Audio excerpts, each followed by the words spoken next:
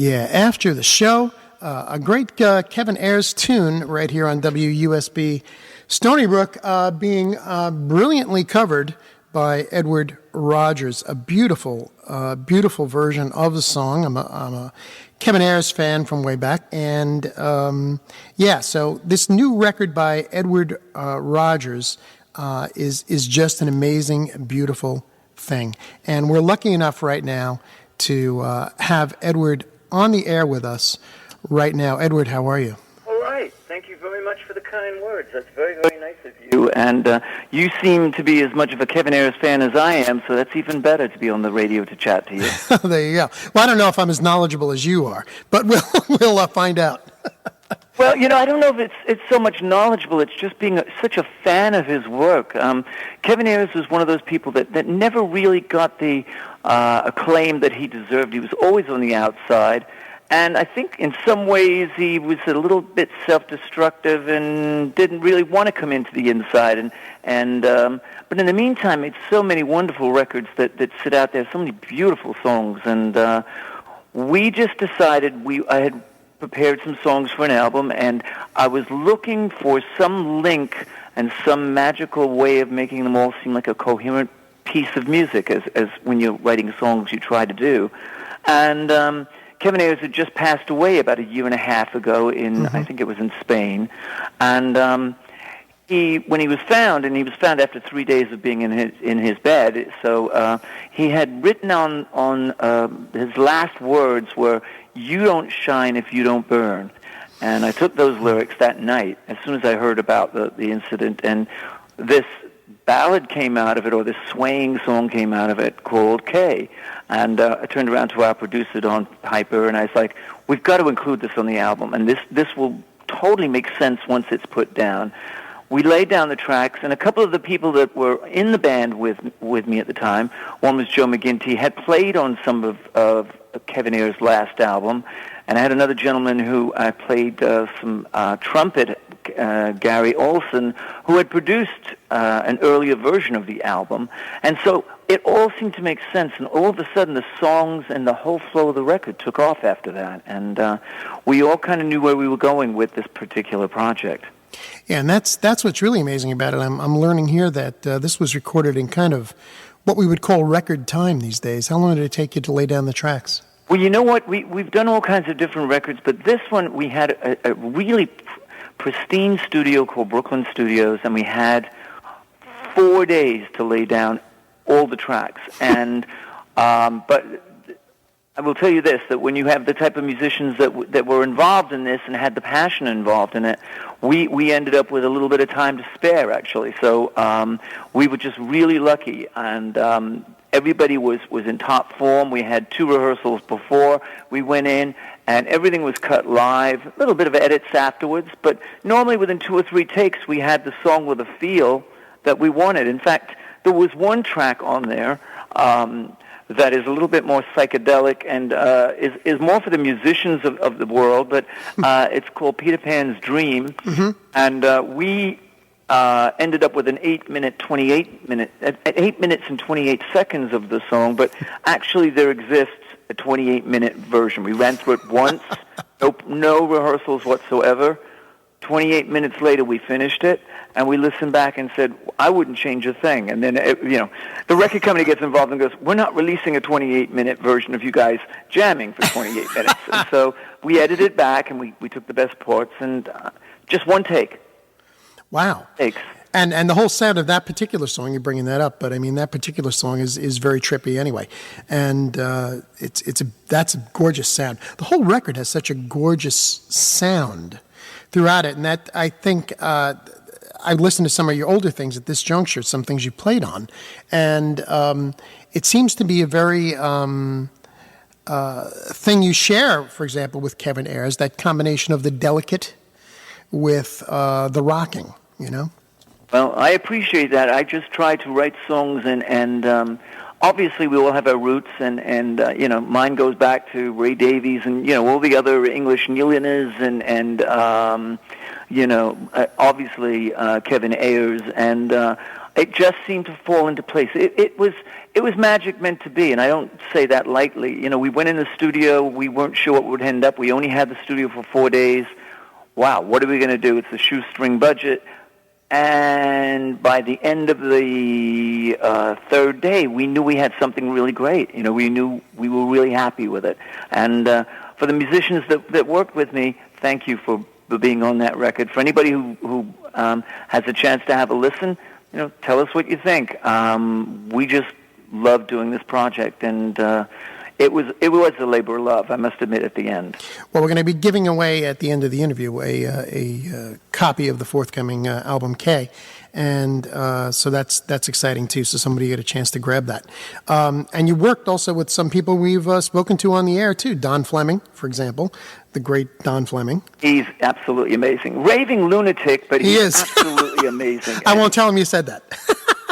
I mean, he'd probably be the second person to say it right after me. But Don is a person who you get in the studio, and he's immediately full of ideas and inventions, and doesn't want to leave, and wants to turn the world upside down.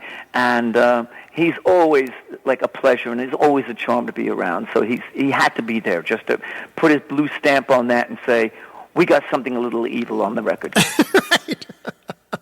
Yeah, Don is always quite the performer and quite everything. He's I could tell you more stories about Don, and you know, mainly what happens when you're around Don, either as a live performer or in the studio, but more live performers, is people tend to stay really close to their guitars because they're never quite sure if Don's going to rip a guitar, go on stage, and decide that he wants to develop some sort of new noise, and the next thing you know, that guitar is going through all kinds of deviations of sound, and maybe in shape as well.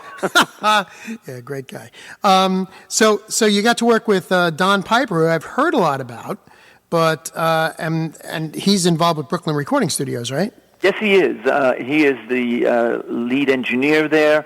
I've worked with Don on my last 3 albums, and right. I also worked with him on Bedsit Poets project I had. And Don is the person that gives me the confidence and the ability, and is one of those people that will turn around and will tell you what he believes honestly. And there's very few people that are that way. He's also a really gifted musician, and he's also just finishing up a new album, which is, I will tell you, is an amazing project. It's a Don Piper situation, and that'll be out, I gather, before the end of the year. So I'm lucky to have him in my band. I'm lucky to have James Mastro in my band, mm-hmm. Dennis Dykin, Sal Maida, who is... Sal is the magic to Sal Maida is he's quite a large gentleman. He's played in Roxy Music. He's played in Sparks. He is a huge fan, but he loves food as much as he loves music. So if you turn around and say, if we get the next take, we get a break for lunch, we'll guarantee that people will be very intimidated to make sure they get that take quickly. Very good. Very good. Yeah, you're just working with great people in the thing. And the whole sound of the record is such a beautiful shimmer to it while still cutting through, you know, and it's a very unique kind of a sound. And your voice also just shines beautifully, and you just did a great job with the record. Can you tell us a little about your background? Because, you know, originally you're from the UK, and just fill us in a little on your history. Sure. I was born in Birmingham, England, and you know, I was immersed in music when it reached 12 years old, and all of a sudden the music scene in England seems so vibrant, and especially in Birmingham. I mean, I was a huge mm-hmm. fan of The Move and Roy Wood, and mm-hmm. and the next thing I know, we're immigrating to America, and at the time it was like, are you serious? You know, well, we got here, and I was very lucky because of the influence the Anglophile world had over here.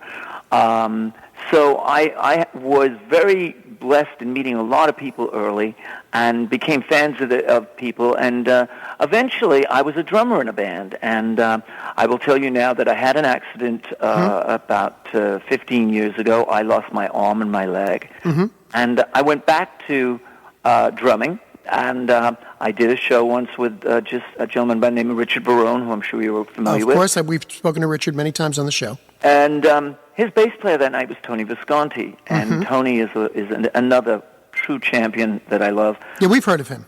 Yes, I thought you might have, And he took me aside and said, look, Ed, if ever you got signed with this band, the first person that really wouldn't make it through the sessions would be you, because you have a really good timing, but you don't, you don't have two hands, so, you're not going to be really on a record. So he said, I've seen you sing, I've seen you do, you're pretty handy as a vocalist, and I've heard some of your writing, so why don't you go that route? And so I took 2 years of voice lessons, and I really started to concentrate on writing. And I was just lucky that I was lucky in twofold. One is that my wife was working for Columbia Records at the time, and in Epic specifically, and she was given the assignment of picking out one album to release or issue a best of. And she came home on a Friday and she goes, I got this weird assignment. And I immediately said, I've got the answer. And I pulled all my Colin Blunstone albums out. I said, let's make a best of Colin Blunstone. Okay. He made this record literally in an hour. We knew exactly the tracks to put on it. And Melanie had a choice of, that's my wife, had a choice of either releasing 1 year or releasing our best of. And we decided to do a best of. And Colin, at this point, had been a recluse for probably about 16 years. He was not really out there doing much. He was raising a family, and he was, quite content doing that. And we got a hold of him, and the record came out, and all of a sudden it got really rave reviews, and it got Colin a little interested. So the next time we went over to England, we were joined for lunch at an Italian restaurant by Colin, and he's sitting there singing songs, and he's thinking about going back on the road, and we're sitting with Colin Blunstone. This is unbelievable. And right, and not to interrupt you, but just so the listeners know, this is Colin Blunstone of the Zombies. That's correct. Right. Go ahead. I'm sorry. I mean, he walks in, and he goes, the song that I could never quite like that much is Tell a No. And I said, what, are you insane? And he goes, well, there's a part I sang wrong. And he sings it right within 2 minutes of meeting us. And we just bonded, and we brought him over about 20 years ago. We did a show at Fez. We did actually 4 shows of musician friends that I knew, and we did most of Odyssey and Article and the best of the Zombies, and went back to England, and Rod Argent from Argent and the Zombies contacted him, and subsequently they got back together again. So Wow. I now have the really amazing, distinct pleasure of doing 6 states with Colin, doing his first solo tour in 40 years. Wow. Well, I am like totally, there's nothing better than meeting your heroes and they end up being nicer and better than you think. I've also met people that have been disappointing, but a number of my heroes have been really what I thought they would be. Colin, I never expected to be as loyal and as special as he is. Kevin Ayers was quite wacky, and I expected Kevin Ayers to be quite wacky. The first time I met Kevin, and I don't do this very often, but I had my first Kevin Ayers album with me, and I said, do you mind signing this? And he took it, and he went into another room, and I couldn't go into this room. I thought, uh-oh, I've lost the album. And he came back about 15 minutes later, and he had written poetry all over the album, and he was in tears. He goes, I can't believe that somebody bought this album. Oh, God. Wow. Yeah, and the only other experience like this that was very similar was meeting Arthur Lee for the first time. Uh-huh. I brought Alone Again, and, his manager said, he'll sign it for you. And I went back, and I'm talking to him, and he takes the album, and he drew artwork all over the album. So the album now is like a one-off psychedelic album that I own and autographed by Arthur Lee. Cool. And the weird story to this is the night I saw Arthur Lee, he encored and did a version of Tell a No. By chance? It must be by chance. I think that there's somebody up there that's kind of got plans for me at some point. Wow, that is really that's a great story. Yeah, I mean, to live it is amazing. I mean, I couldn't believe when he gave me back the record the way he did. Wow, that's cool. That's something, that's the kind of thing, some people get and they place a value on it, but that's the kind of thing that has no value. You have to hold on to it. No, it's not. I mean, I love making music. I'm also a huge fan of music, and and I make it my business to see what's going out there and give bands. I have my own show called Atlantic Tunnel on East Village Radio, and I do.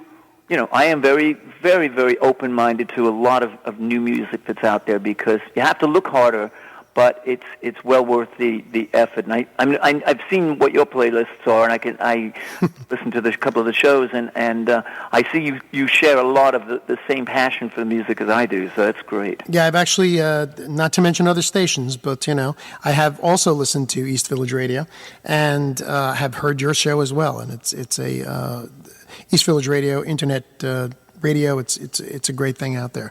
Not to plug, No, not to plug, but you know what? You listened to one of our shows and you got through it and you understood it. That's absolutely brilliant. There you go, right? I mean, most of the time we get calls from Britain or from France. What's going on, right? Like, where did you get this from? We're still waiting to be sued, but we have a fun time. And that's what life's about. You've got to enjoy it, but there's a lot of music out there. There's a lot of great music. And I am a passionate person about that. And I am so glad that you considered my album to be worthy of being on your show. So thank you very much. Oh, yeah, I loved it as soon as I heard it. So the album is actually officially released in May, right? It actually comes out, I believe... The end of May? June 13th is the actual release date. Okay. Because the reason for that is the record label Zip was kind enough to work on vinyl, so we're going to get some vinyl. Oh, that's really cool. Yeah, so that was great. And in the meantime, we have copies now, so we're going on the road to do this tour with Colin Blunstone, and we're going to have advanced copies available for anyone who would be so inclined. So that's also another treat. So if you want an advanced copy, that's where you can get one. Okay. So you've been doing some live shows though already before you go out on the road to Colin, right? Yes, yeah, we've been playing live shows. I've been playing this set for about a year. We started doing it last year. We opened for Ian Hunter, and we started to play the material from this album, and it went down really well. So. Not to interrupt you, but that's a great gig for you guys. Oh my God! I mean, I'm saying sound-wise, that's a perfect mix with you guys. And again, and me being a fan as well, and Ian couldn't have been more enthusiastic about our work. So again, when you get to work with people that you admire, and they end up being, wonderful people, that's what makes it for me. Okay, mm-hmm. I'm a fan first, but I am trying to do better work, and I believe we've managed it with this album. So we go on from there. So when does the new tour start, Edward? Well, it starts at May 6th in Londonderry, New Hampshire, but in your area, we are playing Wednesday, May 14th at the Bolton Center for the Arts at Bay Shore, New York. Sure. And the day before that, we're at the City Winery in New York City. And the last date is on May 15th, which is in Chicago. We end up in City Winery there, but we're going to be in Londonsbury, New Hampshire, in Collinswood, Connecticut, Rockville, Maryland. I'm looking forward to that. And one of my favorite cities, Philadelphia, PA. So we're getting around, but we're looking forward to playing your neck of the woods because I've been told that's an especially interesting show. And I was talking to Pepe Castro from who I'm sure is well known in your areas, and he said Bay Shore, that's the theater to play in the areas. And it's great sound, great venue, great place for people to hang out. The Bolton Center's really nice. I'm really looking forward to it, and hopefully, I hope you get a chance to come to the show. I'd love to meet with you, and I'll be there. And any of your fans out there, please come up, say hello. I implore you to talk to me. I'm normally a nice person to talk to. I want to share people's thoughts on music and life in general. But that's what's going on in my world. That's wonderful, Edward. So best of luck on the release. We're going to play a few more songs from the record. You're going to stay on the line just for one more second, if that's okay.